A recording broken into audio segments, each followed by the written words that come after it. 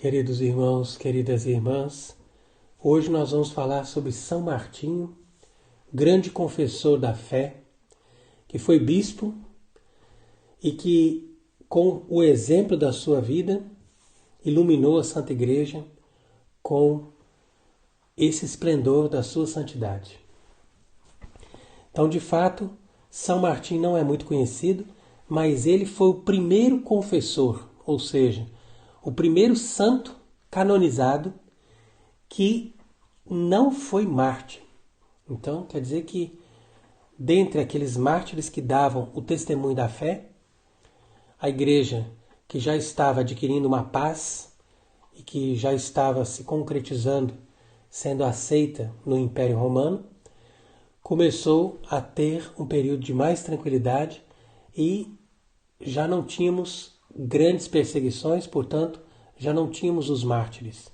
E foi assim que a igreja canonizou São Martim, sendo ele o primeiro confessor da fé, ou seja, aquele que confessou o nome de Cristo e que desempenhou a sua vida de acordo com aquilo que era a vontade de Deus. Então, a vida de São Martim não é muito conhecida, mas é muito impressionante, porque ele, desde pequeno, foi atraído pelo perfume de Cristo e quis viver segundo os preceitos do Evangelho. Então nós sabemos que ele nasceu na Hungria e os seus pais se mudaram dali e foram viver na cidade de Pávia, na Itália.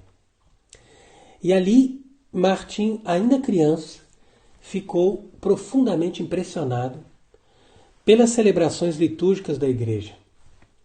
Então, ele acompanhava, mesmo que seus pais não eram cristãos, ele vinha ali, observava a missa e o bispo permitiu que ele participasse.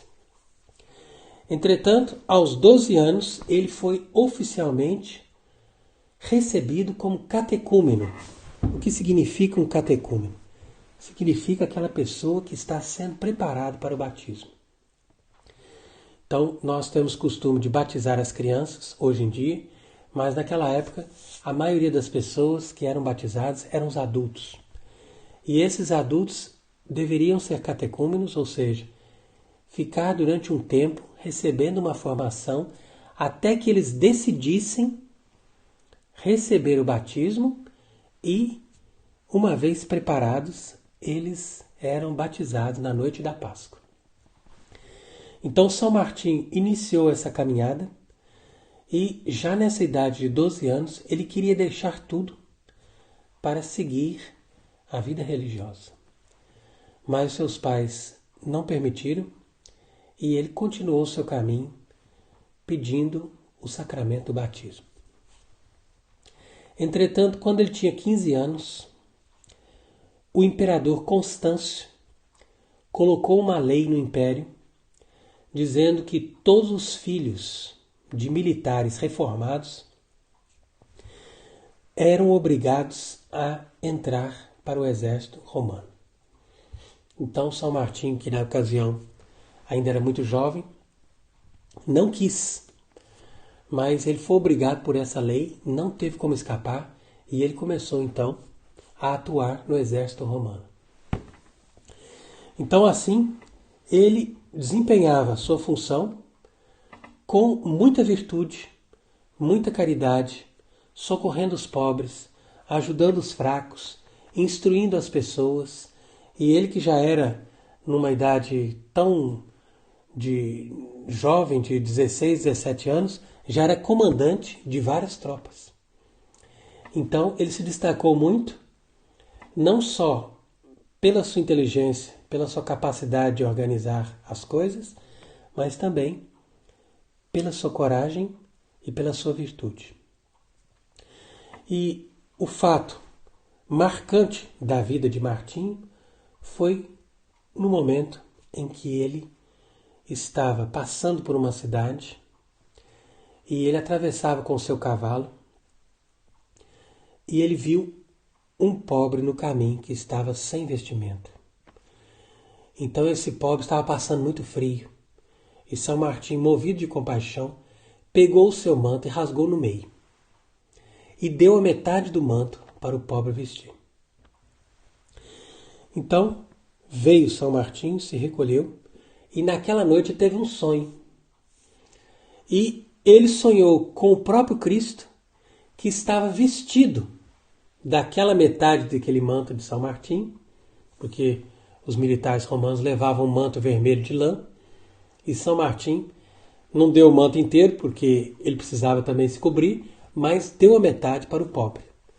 E Jesus, naquele sonho, estava com essa metade do manto e falava com os anjos dizendo: Martinho, que ainda é catecúmeno, foi que me deu para me cobrir. Então, com isso, Martinho acordou muito impressionado por essa primeira grande experiência que ele teve com Cristo. E ele percebeu que a caridade dele agradou a Deus. Então, com isso, ele decidiu que ele queria receber o batismo e que ele também queria deixar o exército romano. Então, de fato, ele foi batizado na Páscoa seguinte, mas o imperador pediu para que ele permanecesse no exército ainda por 3 anos. E ele então continuou naquele exercício militar, fazendo aquelas campanhas e atuando da melhor maneira que ele podia.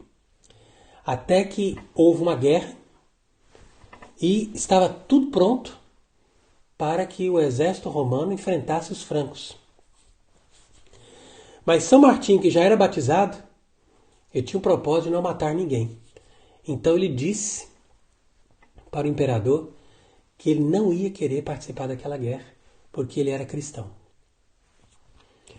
E o imperador achou que isso não tinha sentido, porque eles todos ali eram convertidos ao cristianismo e precisavam defender a nação. Então ele disse: olha, você é obrigado porque você está na qualidade militar. Entretanto ele disse: não, mas eu tenho o voto de me fazer religioso. Eu quero ingressar na vida religiosa, portanto eu preciso deixar o exército imediatamente. E o imperador então disse: olha, você está na verdade com medo. Então você não está querendo entrar na batalha e você está inventando essa desculpa. Então Martinho propôs para o imperador de ir na frente de toda a tropa, sem nenhuma arma, para mostrar que ele não estava com medo. E o imperador aceitou. Mas, por um milagre de Deus, na hora que a batalha foi começar, o lado dos francos pediu a paz. E eles não precisaram fazer a batalha. Entretanto, imediatamente, Martinho foi dispensado do serviço militar e, a partir dali, ele começou a buscar a vida religiosa. Então foi onde ele se encontrou com um bispo que propôs para ele fazer juntos uma viagem para a Terra Santa, uma peregrinação. Então foram São Martinho e esse bispo a caminho da Terra Santa. E no caminho, o bispo foi fazer uma cesta depois do almoço. São Martinho amarrou a jumenta que estava levando as coisas deles e entrou na cidade para poder comprar algumas coisas que eles estavam precisando para comer e tudo mais. Quando São Martinho voltou, um urso tinha chegado ali e estava comendo a jumenta deles. Estava devorando aquele animal deles. Então São Martinho viu aquilo, chamou o urso. Isso que foi impressionante, porque foi um dos primeiros milagres de São Martinho. E nessa hora São Martinho chamou o urso e brigou com ele. Falou: olha, aqui essa jumenta era o único meio de transporte que nós tínhamos para levar nossos livros, nossas bagagens. Nós estamos viajando de longe. Pois agora que você fez isso, você trate de fazer o mesmo serviço que esse jumento estava fazendo. Então isso é muito impressionante, essa história, porque esse urso passou a usar-se, se deixou usar como animal de carga. E foi com eles, ou seja, com São Martinho e o bispo, até Roma. E não recuou nessa viagem. E quando as pessoas na cidade de Roma viram aqueles dois chegando com aquele urso servindo de animal de carga, se impressionaram muito de ver aquela cena. Mas foi realmente impressionante.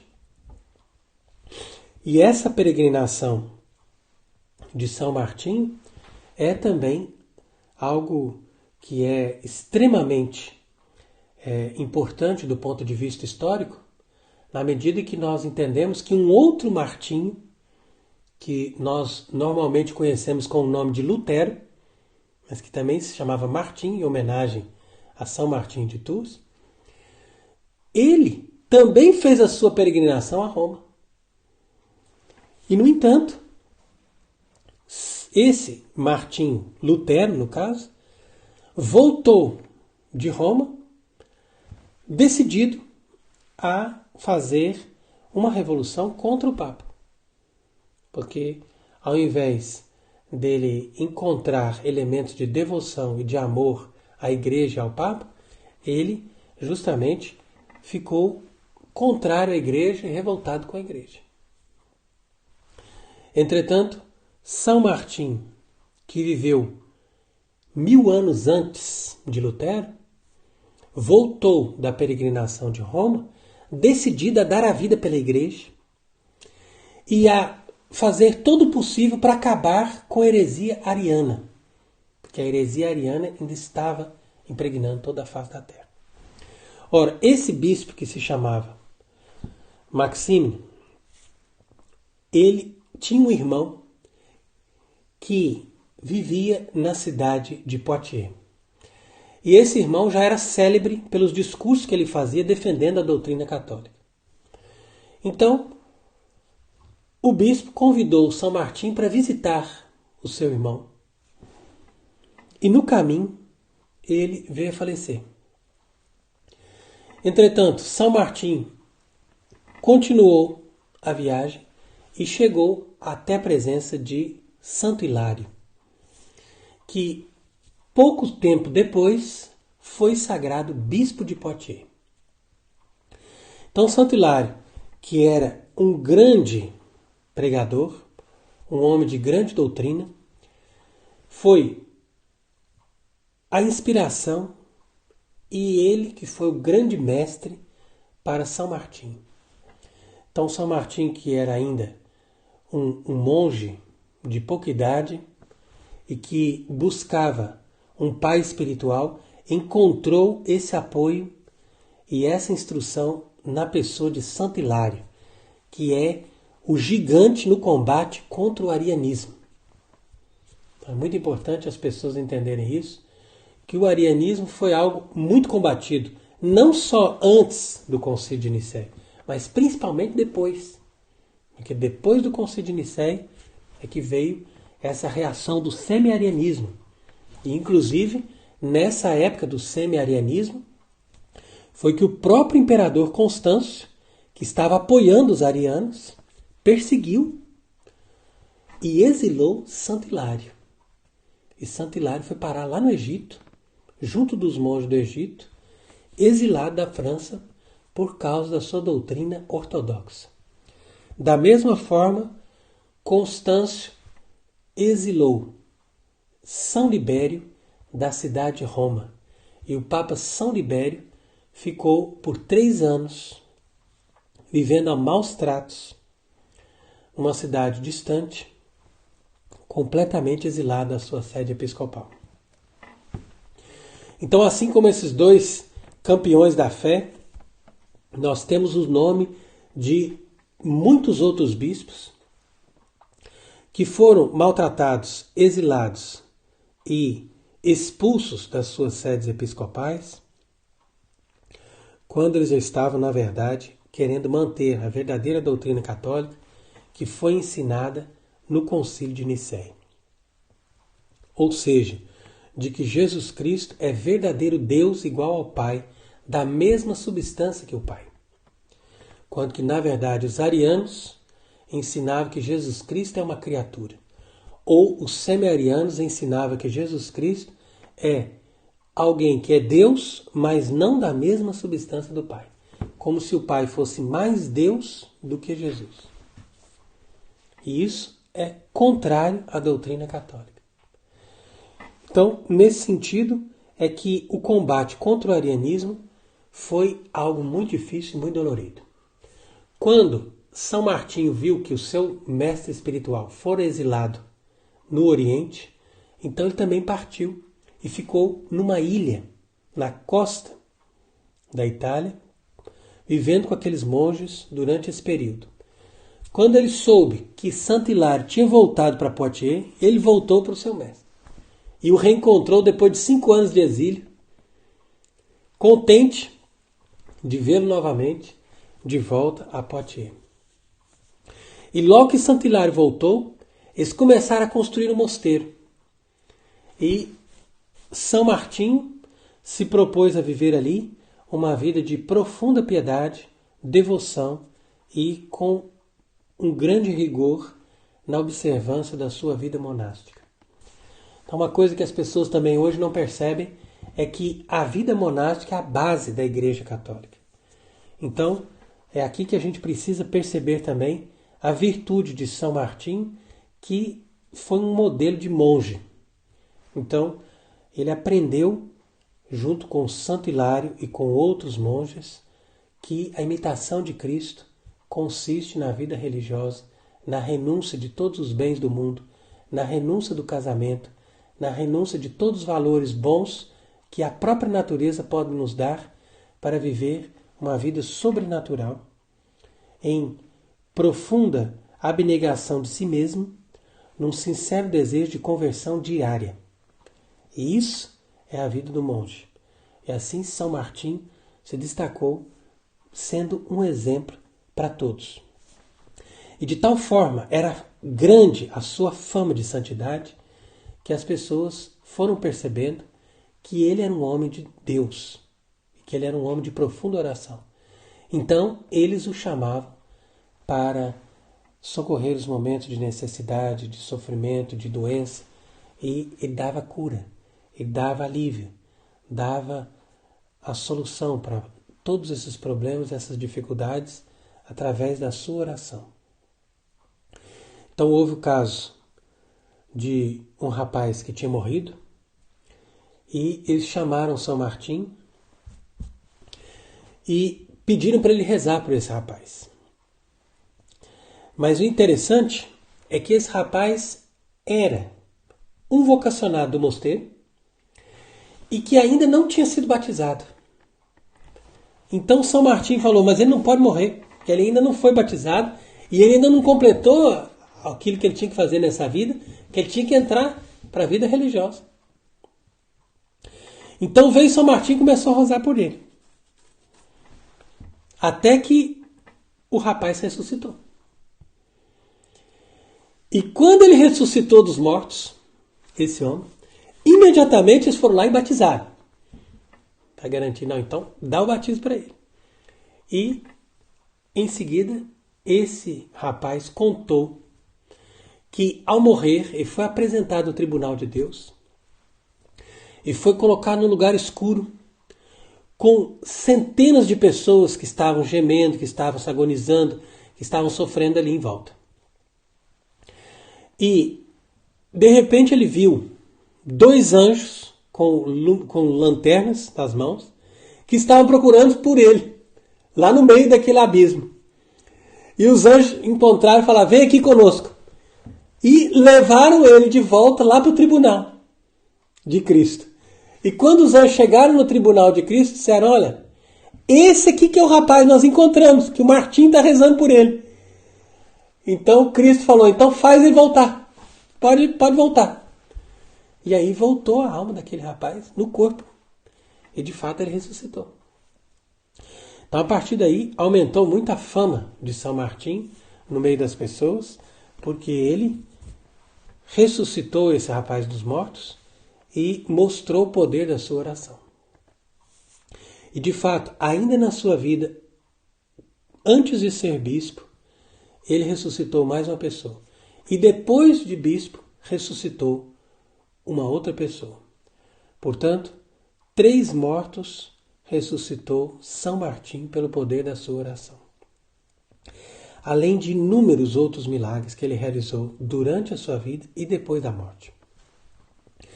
Então, nisso nós vemos a grandeza desse homem que era todo dedicado a Deus e ao próximo.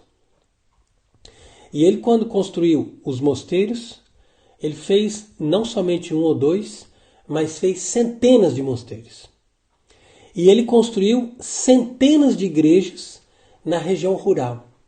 Então, todos os lugares onde estava ali um vilarejo com algumas pessoas que produziam a terra, que cultivavam o campo, ele mandava construir uma igreja. E ali aumentava o número de fiéis e as pessoas iam se convertendo. Aqueles que tinham instrução deixavam o arianismo, que normalmente as pessoas que tinham estudo eram arianos. Como hoje em dia as pessoas que têm algum estudo, normalmente, ou confessam uma fé errada, ou são galicanos, por exemplo, não acreditam na infalibilidade do Papa, coisas assim. Então, são pessoas que, através do orgulho, não aderem à verdadeira doutrina. E, da mesma forma, ele convertia as pessoas do campo que, normalmente, eram pagãos e que aderiam às superstições e às religiões falsas do paganismo. Então, o programa pastoral de São Martinho era um sucesso. E quando hoje nós falamos do cura d'Ars, que no século XIX operou muitos milagres e também converteu muitas pessoas, nós podemos dizer o exemplo que nos trouxe cura d'Ars, na verdade já veio 1500 anos antes dele, através de São Martinho. E por isso que nós deveríamos ver que se a igreja quisesse realmente fazer uma reforma pastoral, ela devia se inspirar nesses santos e não começar aí a buscar reuniões ou formas pastorais de atrair as pessoas, quando na verdade o que atrai as pessoas para Cristo é a verdade e a santidade. Então, com isso, São Martinho converteu muitas pessoas para a fé e conseguiu extirpar o paganismo, extirpar a heresia ariana e levar centenas de pessoas para a vida religiosa. Então ele construía mosteiros para as viúvas e virgens, construía mosteiros para os homens e em todos os lugares florescia a vida religiosa, a vida monástica e a liturgia católica. Então, quando São Martinho tinha a idade de 54 anos, morreu o bispo de Tours. E ele já não tinha aceitado ser o bispo de Poitiers na ocasião da morte de Santo Hilário. Mas quando morreu o bispo de Tours, São Martinho estava passando por ali, na época. E ele estava fazendo um trabalho missionário com os monges de pregar o evangelho naquelas aldeias. E nessa ocasião, as pessoas, quando viram São Martinho, quando escutaram a sua pregação, quando viram a sua santidade de vida, começaram a dizer: é esse homem que tem que ser o nosso bispo. Nós queremos ele. Entretanto, os bispos das outras dioceses vizinhas não deram muita confiança quando contavam quem era ele. Então disseram: não, mas ele anda mal vestido, é um monge muito austero, tem essa veste toda surrada, e ele não serve para ser um bispo, ele não serve para ser uma pessoa da alta dignidade da igreja, não serve. Então não queriam aceitar de jeito nenhum. Mas ao verem os milagres que São Martinho fez, esses bispos se convenceram que ele estava na altura do episcopado. Então pediram para ele aceitar a diocese de Tours. E foi assim que São Martinho recebeu a sagração episcopal aos 54 anos de idade. E é interessante, inclusive, que ele, depois de 3 meses vivendo ali na diocese de Tours como bispo, percebeu que não era vontade de Deus que ele vivesse ali na casa do bispo, ou seja, aquele palácio episcopal. Então ele veio para fora da cidade de Tours, onde ele construiu um outro mosteiro. E esse mosteiro começou também cheio de monges. E, portanto, ele governava aquela igreja sendo abade do mosteiro.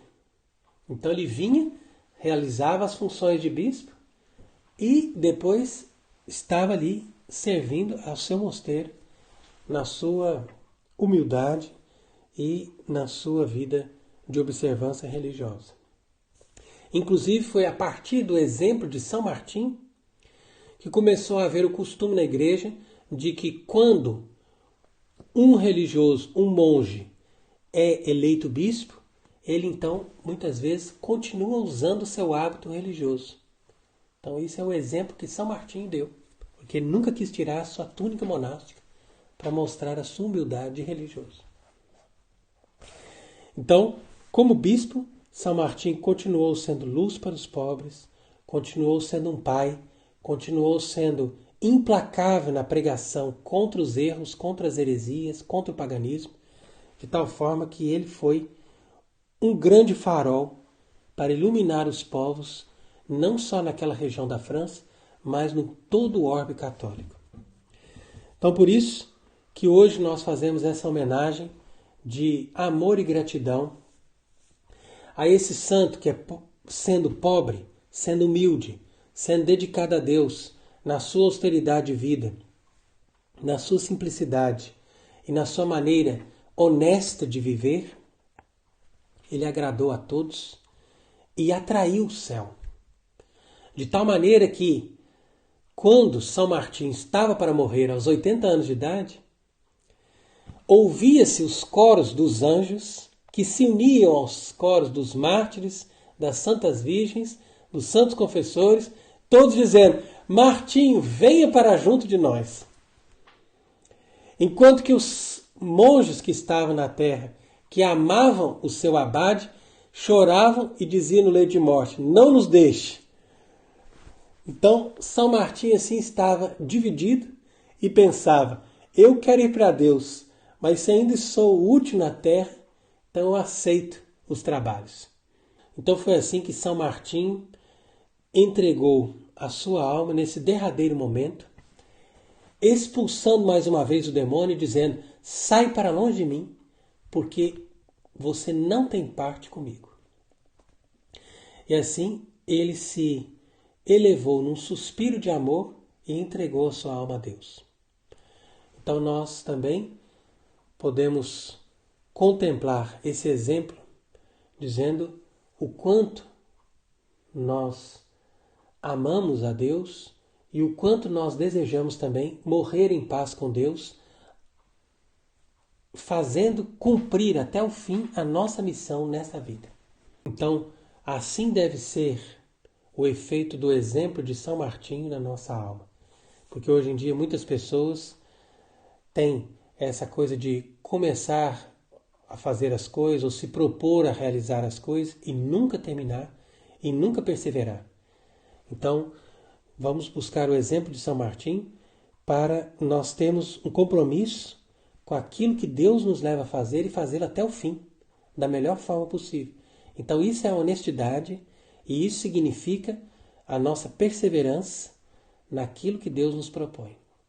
Porque com certeza o diabo não quer que nós cheguemos até o fim da nossa missão. Mas para nós passarmos dessa vida até o céu sem passar pelo purgatório, então é necessário que nós assumamos todos os trabalhos, todas as lutas, todas as humilhações, tudo aquilo que faz parte da vontade de Deus, o nosso caminho, nós temos que suportar até o fim. Então foi assim que São Martim conseguiu vencer cada etapa, sendo um modelo de catecúmeno, depois sendo um modelo de monge, de sacerdote, de bispo, de homem espiritual, alguém que não cessou de confiar e de rezar para que Deus atuasse na vida daquelas pessoas a quem lhe foram confiadas. Então é interessante porque muitos santos são conhecidos porque foram grandes doutores, porque escreveram coisas bonitas ou porque fizeram grandes milagres. Mas São Martinho é conhecido sobretudo por causa disso. Porque ele era alguém que se dedicou totalmente àquilo que Deus pediu para ele fazer. Então não é um homem das letras, um homem erudito que era capaz de escrever grandes linhas ou de fazer grandes tratados, mas ele era um homem da ação, ele era um homem da prática pastoral, aquele homem que sabia olhar para as necessidades de cada um e socorrer as pessoas em tudo aquilo que as pessoas precisavam para que essas pessoas recebessem a graça de Cristo. Então, assim, sendo um exemplo de oração e sendo um exemplo de bispo, São Martinho entrou no céu. Então, peçamos a Deus para que a Santa Igreja seja livre de todas as perseguições dos heréticos, dos apóstatas, dos inimigos do Evangelho, dos inimigos de Deus, e que a Igreja possa triunfar contra todos esses males e que possa resplandecer novamente sobre a terra a vida monástica e que em todos os lugares seja glorificado o nome de Jesus Cristo, nosso verdadeiro Deus e Salvador. Amém.